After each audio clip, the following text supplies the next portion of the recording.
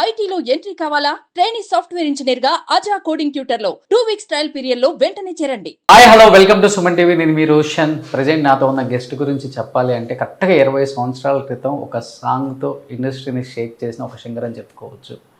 ఆ తర్వాత ఈ మధ్య కాలంలో 2023లో ఆల్మోస్ట్ ఆమె సాంగ్తోనే మనందరం రీల్స్ చేసాం, స్టెప్పులు వేసాం. నేనైతే నా ఇంటర్వ్యూలో ఆల్మోస్ట్ అన్ని ఇంటర్వ్యూస్కి ఆమె పాటతోనే స్టెప్స్ వేసాను. టమ్ టమ్ టమ్ టమ్ టన్ టన్ టన్ టన్ టన్ టన్ టన్ టన్. ఇప్పటికి అర్థమైంది కదా, she is none other than great singer Srivardhini Thaman. So Srivardhini Thaman అంటే తమన్ గారి వైఫ్ కన్నా కూడా యాజ్ ఎ సింగర్గా తను సంపాదించిన పేరు తమిళనాడులో కావచ్చు, తెలుగులో కావచ్చు చాలా ఎక్కువ అని చెప్పుకోవచ్చు. బట్ ఎప్పుడు కూడా ఆఫ్ స్క్రీనే ఉంటారు because of her schedules and her family. ఎప్పుడు కూడా స్క్రీన్ ముందుకు రాలేదు. అండ్ తెలుగులో కూడా ఈ మధ్య కాలంలో this is the first interview Srivardhini గారిది. ఇంకెందుకు ఆలస్యం, స్టార్ట్ చేద్దామని టమ్ టమ్ టమ్ అని. సో శ్రీవర్ధిని గారు నమస్తే. నమస్తే. So first of all thank you for accepting this interview ma'am. ఎందుకంటే చాలా మంది అడుగుతున్నారు కానీ నాకు ఒక గౌరవం ఇచ్చి రండి చేద్దామని ఇంటికి పిలిచారు. First of all thank you ma'am. ఎందుకంటే మీలాంటి సింగర్స్ ఎంత మంచి పాటలు పాడినప్పుడు కూడా స్క్రీన్ మీద రాకపోతే చాలామంది మీ ప్రేక్షకులు కొంచెం ఇబ్బంది పడుతుంటారు. నిజంగా ఆమె లైఫ్లో ఎలా అచీవ్ అయ్యారు, ఎలాంటి స్ట్రగుల్స్ పడ్డారు ఫ్రమ్ డే 1 నుంచి. అండ్ మ్యూజిక్ డైరెక్టర్ తమన్ గారి వైఫ్ కన్నా కూడా శ్రీవర్ధిని గారి పాటలు మా అందరికి బాగా సుపరిచితం. సో ఫస్ట్ మా అందరికి ఈ మధ్య కాలంలో బాగా సక్సెస్ అయిన టమ్ టమ్తో స్టార్ట్ చేద్దామండి. ఓకే, స్టెప్ కూడా వేస్తారా మేడం కూర్చొని, లేకపోతే ఓన్లీ పాట వరకే? Yeah please. മനസ്സോ ഇപ്പൊ തന്റെ അടിക്കിത് മാമന്നടക്കി മത്തളട്ടം ടം മത്തളട്ടം ടം മത്തളട്ടം ടം സിരിപ്പോയില്ല മിന്നലടിക്കിത് ആസ പൊണ്ணுக்கு അക്ഷതട്ടം ടം അക്ഷതട്ടം ടം புதுசா ஒரு வெப்பம் அடிக்குது, பிடிச்சா ஒரு வெப்பம் அடிக்குது, வேட்டி ஒன்று சேலையத்தான் கட்டி கிட்டு சிக்கி தவிக்குது, மாலட்டம் டம் மஞ்சரட்டம் டம் மாத்து அடிக்க மங்களட்டம் டம் ஓலட்டம் டம் ஒதுக்கட்டம் டம் ஓங்கி கட்டிக்கும் முத்திகட்டம் டம்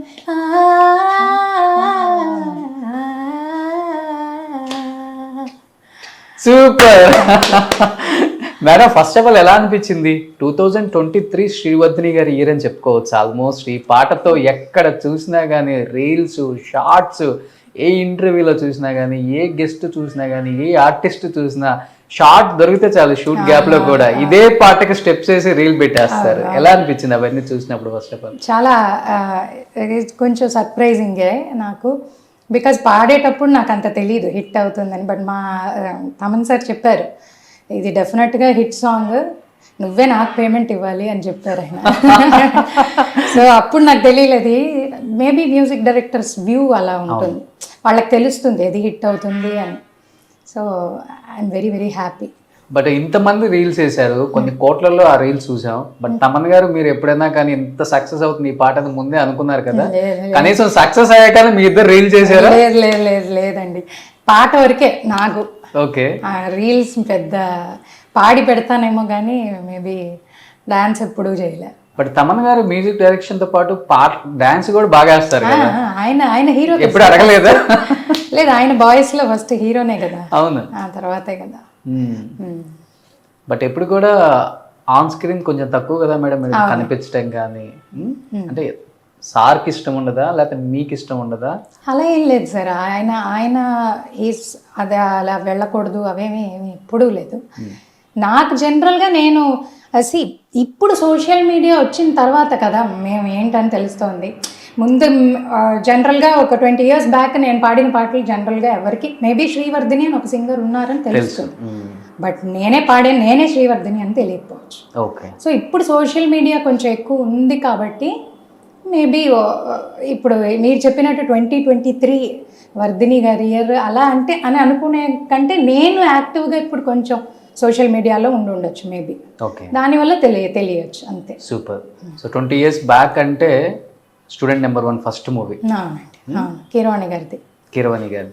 ఫస్ట్ అదే సాంగ్తో స్టార్ట్ చేద్దాం మేడం ఇంటర్వ్యూ. షూర్ తప్పక. మీకు లైఫ్ ఇచ్చిన పాట కదా? అవునండి. నేను యాక్చువల్గా నేను స్కూల్ చదువుతూ ఉన్నాను అప్పుడు. తమిళ్లో విద్యాసాగర్ గారు ఇంట్రడ్యూస్ చేశారు నన్ను. తెలుగులో కీరవాణి గారి దగ్గర ఫస్ట్ సాంగ్ స్టూడెంట్ నెంబర్ 1 ఒకరికి ఒకరై ఉంటుంటే అనే పాట. అది కూడా ఎలాగంటే నేను ఆయన దగ్గర వాయిస్ టెస్ట్ అలాంటిది ఏం చేయలేము. మా ఫాదర్ మ్యూజిషియన్ కాబట్టి ఆయనకి ఇదే కోదండపాణి స్టూడియోస్లో మేము మా ఫాదర్ తోటి వచ్చినప్పుడు పాడుతున్నారా, ఓకే అయితే నేను ఒక హమ్మింగ్ ఇస్తాను పాడండి అని చెప్తే జస్ట్ ఈ పాటలో ఒక థర్డ్ బీజియంలో ఒక హమ్మింగ్ వస్తుంది. అది ఒక క్లాసికల్ సెమీ క్లాసికల్ హమ్మింగ్. అది పాడిన తర్వాత ఆయన అదే వాయిస్ టెస్ట్ లాగా నాకు ఓకే దట్ హమ్మింగ్ వచ్చి నేను ఒక వాయిస్ టెస్ట్ చేసినట్టు. ఆ తర్వాత నాకు ఆయన పాట ఇచ్చారు, మిగతా పాట మొత్తం పోర్షన్ నేను పాడాను. ఈజీగా అంటే ఆయన దగ్గర ఎలా ఉంటుందంటే ఆయన ఏం అనిపిస్తుందో అది మనం పాడేస్తే ఫైన్, హీల్ బీ హ్యాపీ. తర్వాత అది ఎంత పెద్ద హిట్ అవుతుందని తెలియదు నాకు అప్పుడు. యాజ్ ఆల్వేస్ ఏంటంటే అప్పుడు సోషల్ మీడియాలు ఏమీ లేవు కదా మనకేంటి, పాడితే స్కూల్స్లో పాడి చూపిస్తాం. ఎప్పుడైనా స్కూల్కి వెళ్ళినప్పుడు మనం ఇలాగా నేను తెలుగులో పాడాను, ఈ తమిళ్లో ఈ సినిమాలో పాడాను, తెలుగులో ఈ మూవీలో పాడాను, అలా మనం చెప్తాం అంతే. మౌత్ పబ్లిసిటీ మాత్రమే, నో సోషల్ మీడియా. ఆ టైంలో ఇన్స్టాగ్రామ్స్ అవన్నీ ఏమీ లేవు. అండ్ ఇప్పుడు ఈ ఒక స్టూడియోలో మనం పాడుతున్నాం, ఇక్కడున్న మ్యూజిషియన్స్ మన పాడింది విని వాళ్ళు ఇంకో మ్యూజిక్ డైరెక్టర్స్ దగ్గర వాయించేటప్పుడు ఇలాగ ఒక పిల్ల వచ్చింది పాడుతోంది అని చెప్పడం, దట్ ఆ ఒక పబ్లిసిటీలోనే మేము ఇన్ని సాంగ్స్ పాడగలిగాం. సూపర్.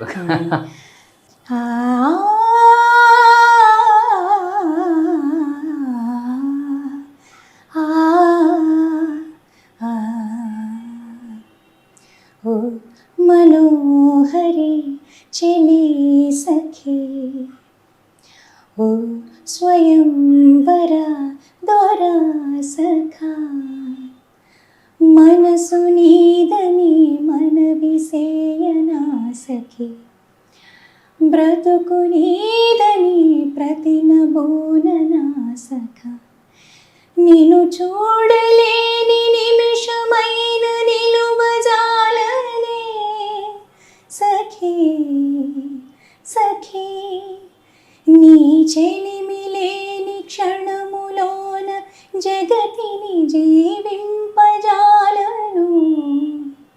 సఖా.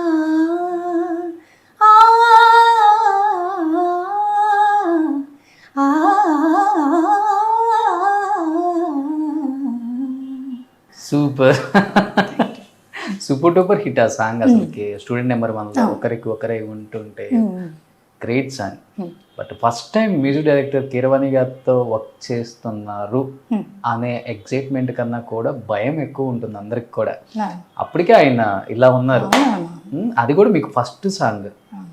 ఎలా అనిపించింది పాట పాడేటప్పుడు, ఆయన అలా ముందు కూర్చొని ఉన్నప్పుడు? టు బీ వెరీ ఫ్రాంక్, అప్పుడు చిన్నతనం కాబట్టి పెద్ద 18 years 19 years ఉంటాయి. అప్పుడు ఏం తెలియదు. సార్ చెప్తారు, మనం పాడడం అంతే తెలుసు. ఓకే మంచి పేరు తెచ్చుకోవాలి, పాడాలి, మనం ఆయన అనుకున్నది మనం పాడాలి, ఇది మాత్రమే ఉండేది. కాన్సన్ట్రేషన్ మొత్తం, ఫోకస్ మొత్తం అదొకటే ఉండేది.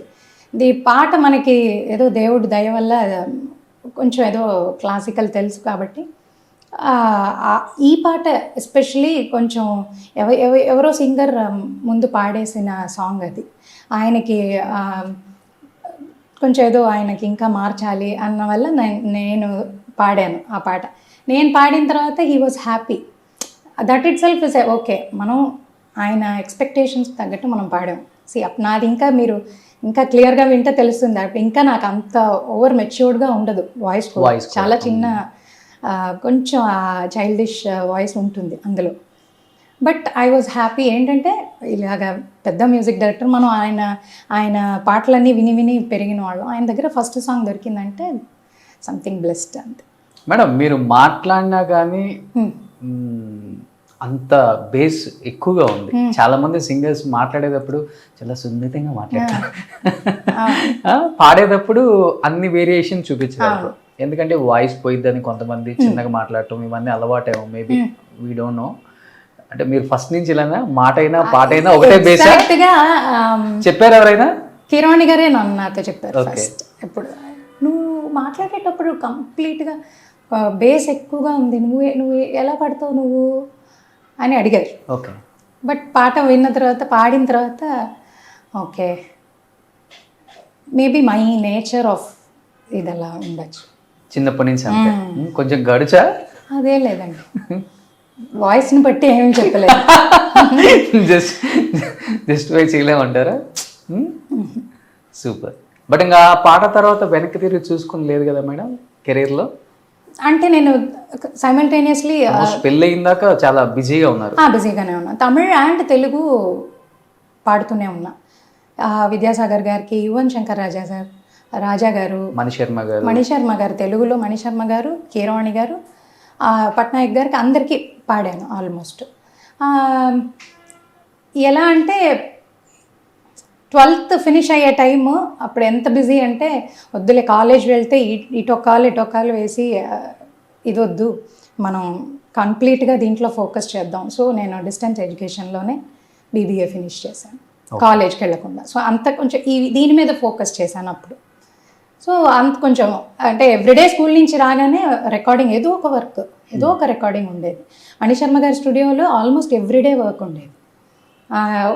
అక్కడ ఒక బూత్స్, ఒక 5 to 6 బూత్స్ ఉండేవి, వర్క్ జరిగేవి. ఒక చోట ట్యూన్, ఒక చోట ఏమో ట్రాక్, ఒక చోట మెయిన్ సాంగ్, ఒక చోట కోరస్, అన్నీ పాడేవాళ్ళు. తర్వాత గంగోత్రి, అశోక్, అవును, నా ఆటోగ్రాఫ్ స్వీట్ మెమరీస్. అసలు ఇంకా ఏ సినిమాలో చూసినా కానీ శ్రీవర్ధిని గారి ఒక మంచి సాంగ్ హిట్స్. అవును, తీన్మార్, కిక్. ఆల్మోస్ట్ తెలుగులో ఒక 100 సాంగ్స్ పాడుంటారు కదా మేడం? అంటే తెలుగులో మేబీ ఒక 70 to 75, మొత్తం తెలుగు తమిళ్ కలిపి నేను ఒక 200 వరకు 200.